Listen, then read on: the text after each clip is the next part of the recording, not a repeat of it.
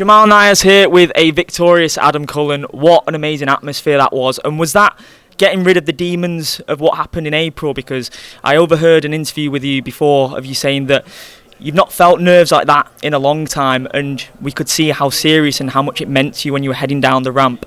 Just what did that whole experience feel like? Yeah, it was just I seen a few quotes going into the fight, like when I've been obviously preparing my mind for it, and I've seen things like the only thing you can control is your own mind. And I really I've been watching a lot of John Jones, and he said about me versus me, and that's what I was thinking I'm better than this kid, and it's all about me versus me now. And when I went in there, I tried to stay composed, walking out. I mean, everyone, the fucking crowd was unreal. I stayed composed and was like, yeah, sound ready for it. And then when I got in the cage and they called my name with the fucking roar, mate, and my balls started tingling, not even going to lie to you. And I thought, oh shit, and I got nervous again. But then when the fight started, I was composed, dialed in. Could hear my corner, heard the instructions. I mean, he was a bit wild, wasn't he? Yes. I thought I was going to land cleaner shots, but I couldn't really get nothing off because he was so wild on the back foot. But when the time came, I took him down, and it wasn't actually the plan, to be honest, but when I took him down and I was there in his guard, and I started raining them elbows down, I mean, he didn't like it, and I could feel my elbow on his skull, and I just thought, you're fucking getting it here. Started letting him go, and he didn't fucking want to know, did he? And you had a victory lap with all the fans. That must have been, like, I don't want to use the word relief, but there must have been a bit of an element of that as well, just because it was like complete ecstasy from your end as well. You know, you were rocking the sunglasses. Everyone wanted to hug you and show admiration for everything that you've done, because, like you said, you were saying down the lens of the camera, doubt me now. And was that something that you was feeling heading into this one? Were the conversations you were having with yourself about this needs to go a certain way, this needs to be destructive, this needs to be dominant? I just know how good I am. Like, I genuinely just know I am unbelievable. I'm world class at fighting, and I just needed to show that. I need to prove it to myself, because I'd not even prove it to myself, because I know how good I am. I just needed to do it.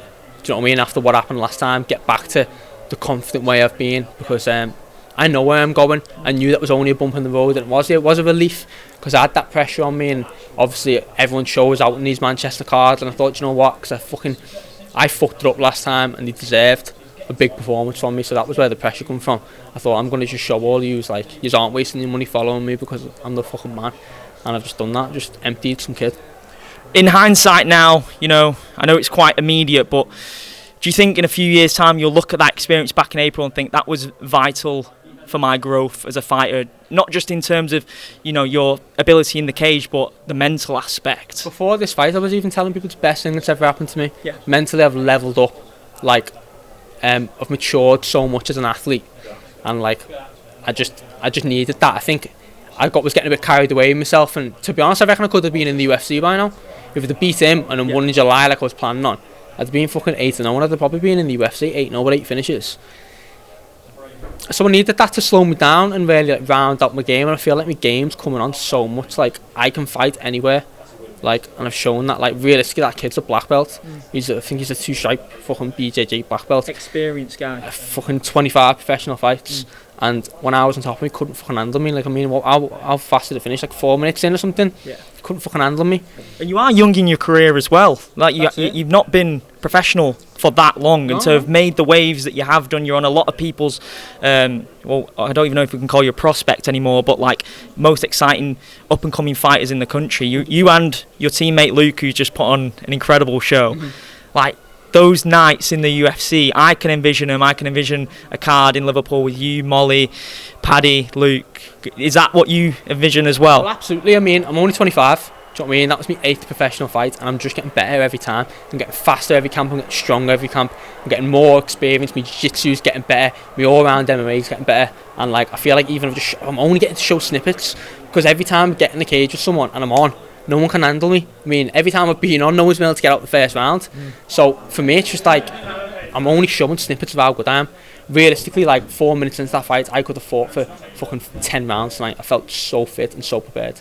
And yeah, I just can't wait for everything to come. And I'm so ready for it, mentally and physically. I know where I'm going, and there's not anything else I can say but show everyone. So get me on this Newcastle card and I'll punch someone else's head in. Yeah, so you think another fight before a title shot? Do you think one more and then you're ready for a lightweight title shot? I'm not really very asked about a title shot at the minute. Like, I'm just doing me. Do you know what I mean? The title shots will come. the UFC will come. I'm just knocking people down as they come. I just want to be active. That's all I want to do. I know I perform best and I improve better when I've got goals and targets and activity. Realistically, Paul Hughes is fighting Quay Higgins, isn't he? The winner of that's going to fight for the title. I mean, that it's all down the line, isn't it? Like, so that title's going to be tied up. So what? Have one fighting and wait out? Like, that's not me. I want to be active. I want to get as much experience in as I can, because the title's just a stepping stone for me. That's not the end of my career. I'm going all the way. What is it in the water over there in Liverpool, man? Because you guys, you're just breeding warriors after warriors. I mean, you, after what you went and did, and then you go and watch Luke go and do what he's done, you've got guys like Paddy and Molly cheering you on. They've had some of the biggest nights in UK MMA history.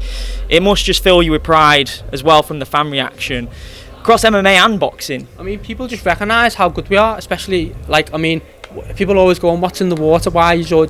Paul Rimmer, Ella Sampson and Adam Entry is one in what's in the water. Yeah. Our team is unbelievable. We are the best team in Europe, and that's a fact. And the people we're producing constantly, like even the lads who didn't get the results tonight, I know how good they are and I know they're going to be back, and we're just going to keep proving over and over again that we are the best team around. They are making animals every day. I feel like I'm cheating. I took that kid down, I had him in my corner, and Paul Rimmer's giving me instruction. I fucking felt like standing up and went, do you want to just get in here now, because I fucking feel like cheating having these three. Like it was all four of us were fucking him in the corner. Yeah. But yeah, our gym's just next level, and we're making nights like that, and I think the fans realise how good we are, so they appreciate it and they know the work we're putting in. Do you know, I mean, get us on a local show, get us on Cage Warriors, get us on the UFC. We're performing constantly and we're bringing the energy because we love it. You had Gilbert Burns come over as well. Was you in the gym for that day as well? What was that like? Trained with Gilbert Burns like 2 hours, one-on-one, me and him. Yeah. What a guy, he was sound. I really, I've got time for Gilbert, and he made time for me. I asked him loads of questions. I'm an MMA nerd, so I was like, remember this position when you're in the Kamzat fight, remember this position in the Masvidal fight? I just picked his brains, and the guy, to be fair, I'm a nobody, he could have just fucked me off, couldn't he? But he explained everything to me, and what a guy, he was sound. So I hope he does well. Anyway, it was good to have him in there. It was good to test our level against number 5 in the world. And like you said, it's testament to the star power and the attraction that the gym possesses while having a guy like that come over. It's testament to how good we are. The fact that he thinks he can come and train with us and get a good workout in, and he did. Do you know what I mean? I'm sure he's gone back and told people how good we are, because we really are. We're next level. There's no one like us. Are you going to be over in Vegas for Paddy's fight against Tony? And what do you make of it, man? Hopefully. Paddy's going to smoke Tony Ferguson. I don't care what anyone ever says. You can quote me in this interview. People are probably going to laugh at this when they see it, but I'm telling you now, mark my words, Paddy is going to smoke Tony Ferguson. Like, if only you've seen what I see in the gym every day and what I feel off Paddy. Paddy is going to smoke Tony Ferguson. Simple as. Has it motivated you seeing his recovery as well? Because no doubt he'll have had a tough year. It's not nice for athletes or anyone in any profession being away from what they love and what they want to do. So we're going to see like a new and improved, just keep levelling up Paddy in December. Absolutely. The whole gym's levelling up constantly, and you're just constantly going to see how good we are. I mean, yeah, you'll have to wait and see, but mark my words, Paddy's going to smoke Tony Ferguson, and then we'll all say I told you so. Well done on the win, and I'm looking forward to seeing you back in there, nice man. One. Thank Cheers. you, brother.